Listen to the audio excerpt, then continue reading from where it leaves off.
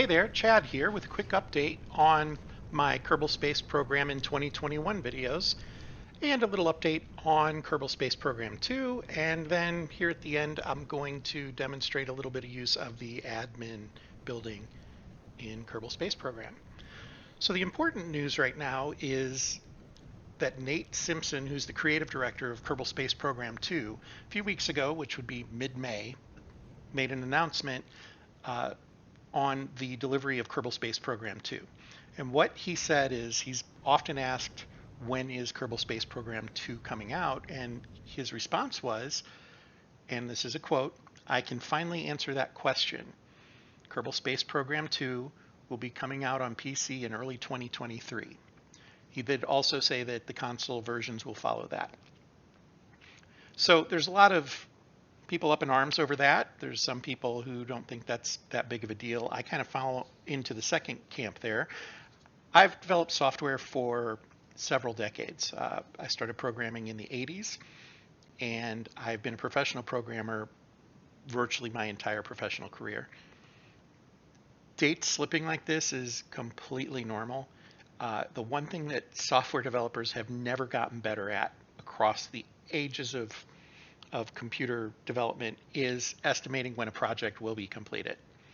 It is one of the hardest things to do, mostly because usually we're dealing with new stuff, always. You know, if you build a house, there's a lot of things that we already know about how a house gets built, the materials that need to be used, the types of code that is required that an inspector is going to look at. There's very specific things that are tangible that can be looked at to help us decide how long that's going to take. With software, we're almost always working with the unknown, and that becomes really problematic when you're trying to figure out how long is it going to take to complete something. Because if nobody's ever been there before, you don't know how long it takes to get there. And we tend to want to be optimistic with these things. We want to keep people interested, and that can be that can lead down some rabbit holes. There's a lot of chatter out there that Kerbal Space Program 2 is vaporware. It's never going to exist. They're just trying to drum up more business. And I don't know. I think that's a bunch of garbage. That just makes no sense to me. I think I'm not a lawyer, but my guess is there would be some legal ramifications if that were really, truly what was going on. I'd like to think that the gaming industry has developed to the point where we don't really let that happen with major companies at this point. So what does that mean for those of us still playing Kerbal Space Program, which in all honesty is still a tremendous game? It's 11 years old or so, a little more than that now, and it still holds up to this day as a fun game to play on a PC. That's a tremendous accomplishment. Now, there have been updates over the years, granted, and there's a lot of things that have made the game better. There's mods out there that make it really interesting to replay in different ways. Like I've mentioned before, my son likes the realism mods that simulate our solar system. I'm not quite that hardcore, but they're out there if you're interested in that kind of thing. So for my channel, what this means right now is I'm going to continue my KSP in 2021 video series, but I'm going to change the name to KSP in 2022, since KSP2 won't be releasing until at least 2023. I was very careful not to try to trick people into thinking I was showing them KSP2 stuff on my channel, and I'd like to think that I've accomplished that with using the 2021 label as long as I did. But I think it's time to go ahead and step up and change it to 2022. One of the things my channel is supposed to be about is what is somebody coming into the game right now need to know? You know, Scott Manley's videos are amazing. I reference them constantly when I'm making my stuff. But a lot of those videos are 7 years old now. So much has changed in the game, things that are done differently.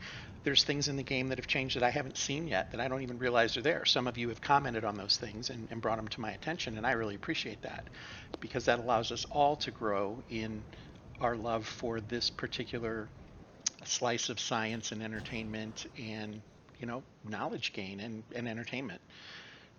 So keep those comments coming on what we can do differently. But here's my plan forward right now. I set out with the objective of teaching my friend through videos how to get to the moon, and I documented every moment of that process. At this point, I think that becomes a little tedious. What I would like to do is start taking a little bit different approach where I kind of set a goal like getting someone to land on another planet. And then I'll kind of document the steps there. But in career mode, I have to generate money and I have to generate science points. And a lot of that's mundane at this point. You guys don't want to watch every one of these launches of, 4 passengers that want to orbit the moon and then come back and pay me for that. I'm not going to document every second of that. That's a waste of your time. It's a waste of my time to edit it. It's not all that fun at that point.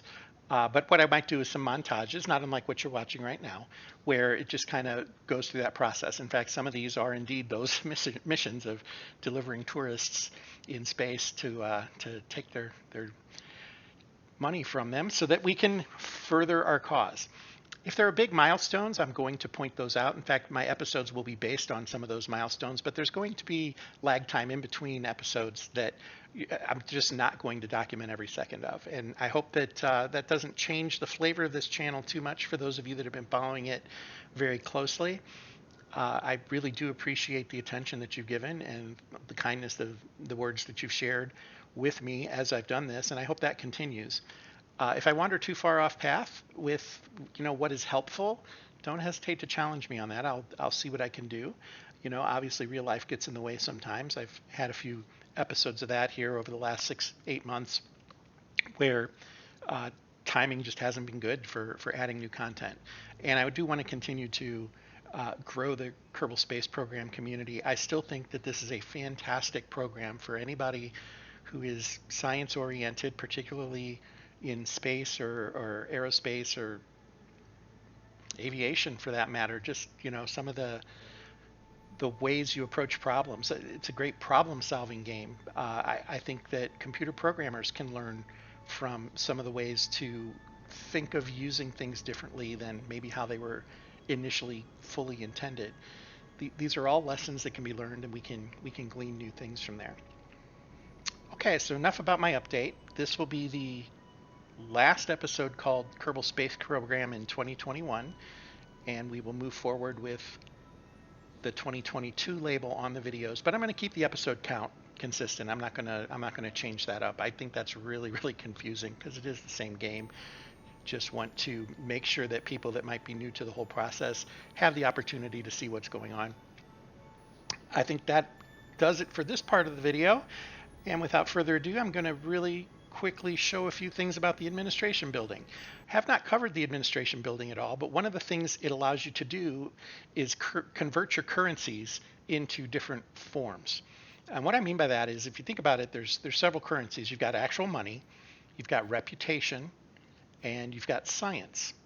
So we have 3 currencies, and the administration building allows you to take some points that you earn in some of those and apply it as other ones. So the one I'm going to do here is I'm going to convert reputation into science. Right now I'm lacking on science a little bit. I need to send out some probes or something like that. But I'm going to use this unpaid research program, and it's going to convert 20% of the reputation gains that I make into science points. So, and then because of the level of commitment I'm using, for every 2.4 and change reputation point that it converts, I'll end up getting 1 science point. Now, if you look through here, you can convert money to science, science to money. You can do all the different conversions. It's a matter of figuring out what you need. Right now, I need money, I need science. Reputation is good for getting better contracts, but I think I can slow play that a little bit. If I can get some science gains, I'll pick up some better contracts as we go along. When the administration building is at level 1, I can only do 1 of these, but as you upgrade the building, you can do multiple of these programs at the same time. And if you just look through there, you might find something that you like. Sliding with the commitment, setting the commitment level changes the amount of conversion, and it also increases the efficiency of the conversion, but different levels of the building limit what that maximum can be set to. So that's something to note. But there's a little tip for you, and I hope you enjoy that and maybe figure out a way to maximize what you need to do in the game for your needs. That's all I'm going to go with today. Thanks for watching, And like I said, I'll be going forward with KSP in 2022. We'll call it episode 17. Should be coming up here relatively soon. Give me a few weeks on that just so I can kind of get my bearings on how I want to do montages and that. But beyond that, thanks for watching. And until next time, fair travels.